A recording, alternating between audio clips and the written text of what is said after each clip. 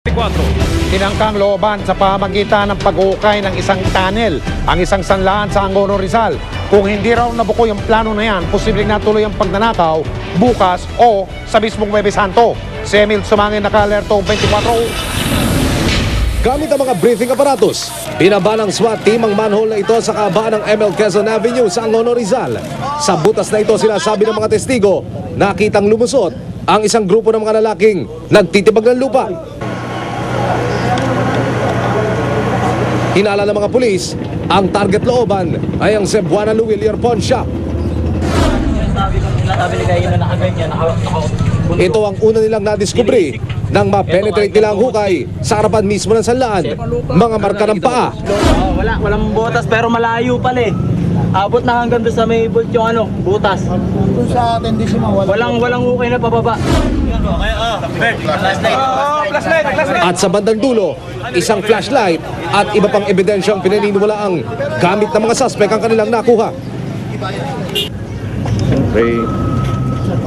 Gamit ang search camera, nabitbit ng sumaklolong puwersa ng Pasig Rescue at Marikina 161, sinurvey ng mga pulis ang ilalim ng hukay.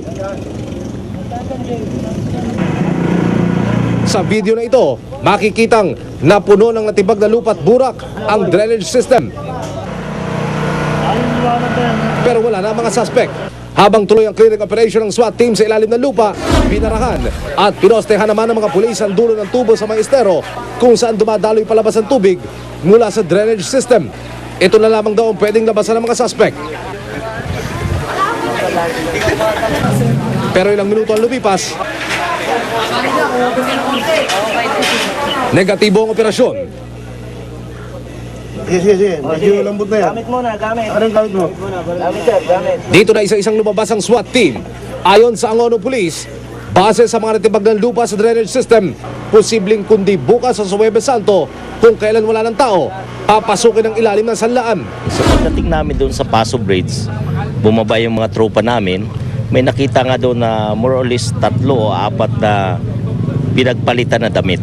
Ibig sabihin, hinubad. So nagkaroon kami ng idea na maring yun ang point of entry ng mga suspects. Yung butas, halos 2 kalahati, hindi pa po yung yung simula dito hanggang doon sa abot na sa bolt. Natulogan ito ng mga pulis makarang itawag ng mga residente ang naririnig nila umunong ingay sa ilalim ng lupa nitong mga nakalipas na gabi. Taong 2009 sa kasagsagan ng Gigantes Festival.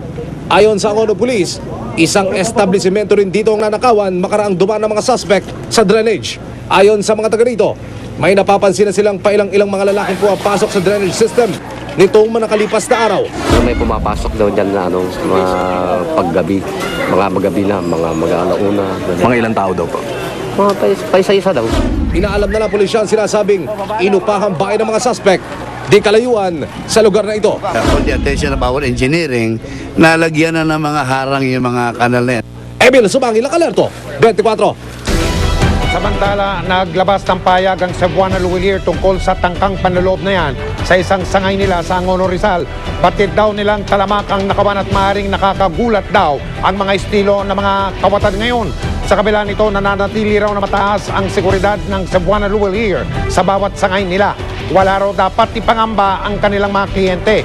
May sistemang pangseguridad daw ang mga sangay ng Cebuana Luwilier kaya't buong araw daw na protektado ang magagamit ng kanilang mga kliyente. Nakaugilian na po ng marami na dumayo sa mga probinsya para makapagbisita iglesia. Pero ngayong mahal ang gasolina, mahal ang pamasahe at iba pa, pwede pa rin isagawa ang tradisyon na yan kahit hindi gumagastos ng malaki. Dito lang sa Metro Manila, marami na pong mga simbahan na pwedeng puntahan. Ang tumutok ay si Trisha Sapa. Maraming antigo at makasaysayang simbahan sa Metro Manila na pwedeng mabisita iglesia, kaya hindi na kailangan lumayo pa. Total mahal na araw naman ngayon, pwede nang gawing sakripisyo yung paglalakad papunta sa mga simbahang ito, lalo na kung hindi naman ganun kalayo ang distansya nila sa isa't isa. Nakapagbisita iglesia ka na, nakapag-ehersisyo ka pa at nakatipid ka pa sa nagmamahal na pamasahe at gasolina. Sa Quiapo area sa Maynila, nariyan ang Quiapo Church at di kalayuan dito, pwedeng lakarin ng San Sebastian Church. Sa Binondo area naman, ang Santa Cruz Church at San Lorenzo Ruiz Minor Basilica and National Shrine ang maaaring bisitahin. Sa Intramuros, magkapit-bahay lang ang Manila Cathedral at San Agustin Church. Nasa Pasay naman ang Baclaran Redemptorist Church. Para naman sa mga OFW na di makakauwi at sa mga may sakit, merong online bisita iglesia ang CBCP para sa inyo. Kung gusto nyo namang mag-sightseeing habang ginugunita ang mahal na araw, merong Stations of the Cross at Pabasa sa Nayong Pilipino sa Pasay. Nayong Pilipino is a cultural park, a cultural institution. So we want to preserve and promote and remind our young people that ito pong Semana Santa ay bahagi nating kultura. Sa loob ng chapel dito, makikita ang mga Stations of the Cross murals ng national artist na si Botong Francisco. Presko at mapuno sa lugar, merong lagoon at pwede ring pasyalan ang replika ng Bulkang Mayon. Dahil under renovation, libre sa ngayon ang entrance. Trisha Zafra, Nakatutok, 24 Oras. Eto na nga ba ang pinangangambahan ng mga motorista? Nagtaas na naman po ang presyo ng produktong petrolyo. Ang mga kumpanyang nagpatupad ng panibagong dagdag presyo ay pinagpapaliwanag na ng Department of Energy. Bakit daw mas mataas sa kwenta ng DOE ang panibagong dagdag presyo? Nakatutok si Maki Pulido. Sumobra ba ang itinaas sa presyo ng langis ngayong araw? Ito ang gustong malaman ng Department of Energy kaya't pinagpapaliwanag nila ang Shell, Chevron, PTT at Total, mga oil company na nagtaas ng presyo ng langis kaninang alas 6 ng umaga. Mas mahal kasi ang itinaas nila kada litro kaysa sa kwenta ng Energy Department. Batay sa computation ng DOE, 16 centavos lang dapat ang itaas kada litro ng diesel, 39 centavos naman sa gasoline. Pero ang ipinatong ng apat na oil company kada litro, 60 centavos sa gasoline, 25 centavos sa diesel. Ang dahilan ng mga oil company, nagmahalang hinalo nilang mga biofuel component. They incorporated the increases due to the biofuels component, meaning ethanol and diesel. So they gave us some numbers but I'm asking them anong period tong tiningnan nila. Ano pa ba naman ang magagawa ni Juan de la Cruz kundi magngit-ngit?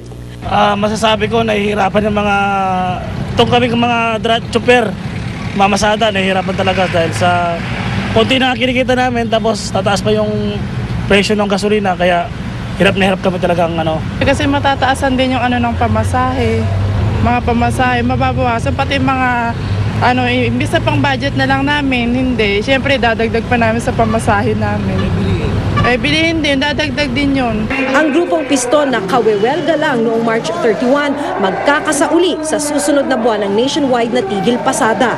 Pinapatunayan po nito, yung matagal na namin sinasabi, may grabing overpricing na hindi na-actionan ng DOE at hindi na-actionan ng gobyerno dahil sa umiiral na all the regulation law. May mga nakuha naman sa pakiusap ng DOE. Sa mga major oil player, ang Petron hindi nagpatupad ng price adjustment.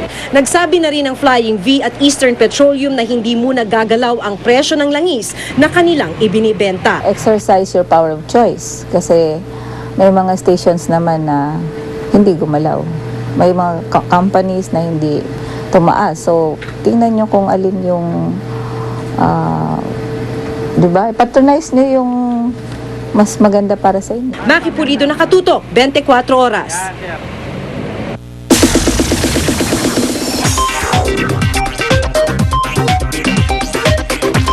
Hot na hot ang shooting ng Temptation Island sa Paway, Ilocos Norte.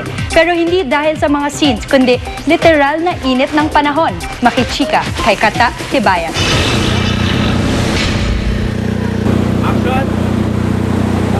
Literal na nag-init ang shooting ng movie remake ng Temptation Island sa Paway, Ilocos Norte. Tirik na tirik kasi ang araw pero kailangan nilang tiisin ng hot summer sun para kunan ang ilang eksena. Ang ilang cast halos hindi rin kinaya ang init ng buhangin. Maganda ang dagat, maganda ang sand, maganda. maiginit lang. Kaya naman tiisin anything for our job and to make the people happy. Dahil sa sobrang init, halos siksikan sa tent ang cast tulad ni Aljur Abrenica at iba pang lalaking bida. Kahit mainit, todo bonding pa rin ng cast and crew. Sobrang bait sila. Tapos, we're always laughing on set. So they're all parang comedians silang lahat eh. Si Marian Rivera aminadong nahihirapan sa kanyang role ngayon. Andiyan naman si Derek para tulungan ako at i-guide ako sa mga bagay-bagay na nahihirapan ako. Hanggang Miyerkules lang ang shoot nila sa Pawai. May plano na kaya siya after this? Hindi ko pakakawalan ng pagkakataon na magbakasyon, pero magbabakasyon. Kasama si Dingdong. Siyempre naman. Katatibayan updated sa Showbiz Happenings. Sa pagbabalik ng Chika Minute, sulyapan ang baby girl ni Sunshine Dizon. Stay tuned. Si Mike Enriquez, ang investigador ng bayan. Mga kapuso, talamak daw ang nakawan ng motosiklo sa lungsod ng Marikina at ang isa sa mga biktima mabuti na lang at sinaklolohan ng isang nakasaksing gwardya. Magmemeryenda lang sana sa bahaging ito ng Concepcion, Marikina si Nancy Brillantes. Pero pagkatapos niyang iparada ang kanyang motor, bigla na lang siyang nawala ng gana. Nabigla din ako kasi ang bilis tumitingin lang ako gano'n. Talagang binabantayan ko siya. Isang gano'n ko lang, nalangat lang ako na gano'n. Nakuha na kaagad.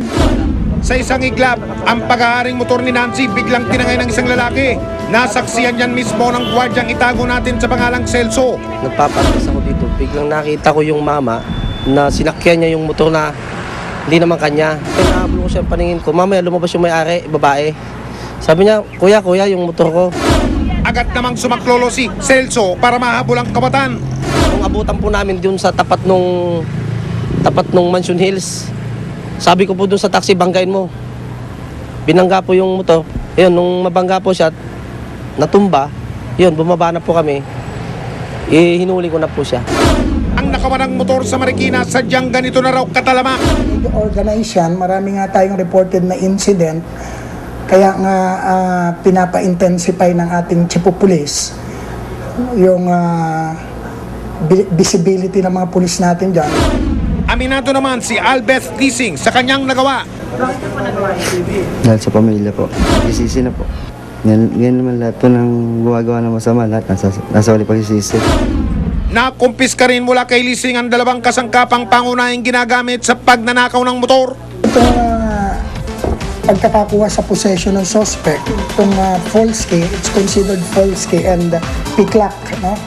Ito yung ginagamit na dyan, na pang false. Barong yan, no? Ang pagnanakaw ng motosiklo o ano pa mang bagay, hindi dapat palusutin. Kaya marapat lang na paigtingin pa ng mga otoridad ng pagbabantay. At sa mga nasasangkot sa illegal na gawain, tandaan nyo ito, hindi namin kayo tatantanan. Susunod, pambansang kamao Manny Pacquiao, target i-knock out si Sugar Shane Mosley. Dating Pangulong Joseph Estrada nag-birthday sa tinaguriang Erap City sa Taytay.